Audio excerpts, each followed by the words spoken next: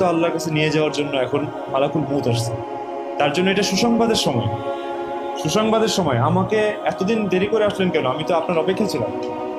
আর যে ব্যক্তি দুনিয়া নিয়ে ব্যস্ত, জীবনকে বিগড়েছে, সেই ব্যক্তির কাছে মালাকুল মউত তার জন্য মউত হিসেবে আসে, বিপদ হিসেবে আসে। আহমেদ বিন হাম্বল রহিমাল্লাহর ছেলেকে তার সন্তান ছাত্ররা জিজ্ঞেস করছেন যে, শেখ, মৃত্যুকে মানুষ কেন অপছন্দ করে? মানুষ কেন মৃত্যুকে অপছন্দ করে?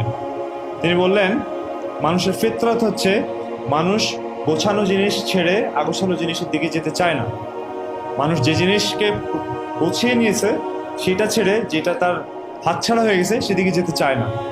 যে ব্যক্তি তার দুনিয়াকে গুছিয়েছে আর আখিরাতকে বিগড়ে ফেলেছে, সে ব্যক্তি স্বাভাবিকভাবেই গোছানো দুনিয়া ছেড়ে বিজ্ঞানের দিকে যেতে চাইবে না, এটাই স্বাভাবিক। এই জন্য যে লোক জীবনকে বিগড়িয়ে ফেলেছে সেই লোক আখিরাতের দিকে মউত তার জন্য একটা দুঃসংবাদ। আর যেই লোক আখিরাতকে গুছিয়েছে, চাই তার দুনিয়া কিছুটা ক্ষতিগ্রস্ত হয়েছে, কিন্তু আখিরাতকে যে গুছিয়েছে তার জন্য মউত হচ্ছে গিয়ে একটা সুসংবাদ। কারণ এই মউতের পরেই তো সে পুরস্কার পাবে, এবং এই মউতের পরেই তো সে আল্লাহ তাআলার সাথে সাক্ষাৎ হবে, যার জন্য সে ইবাদতটা করেছে।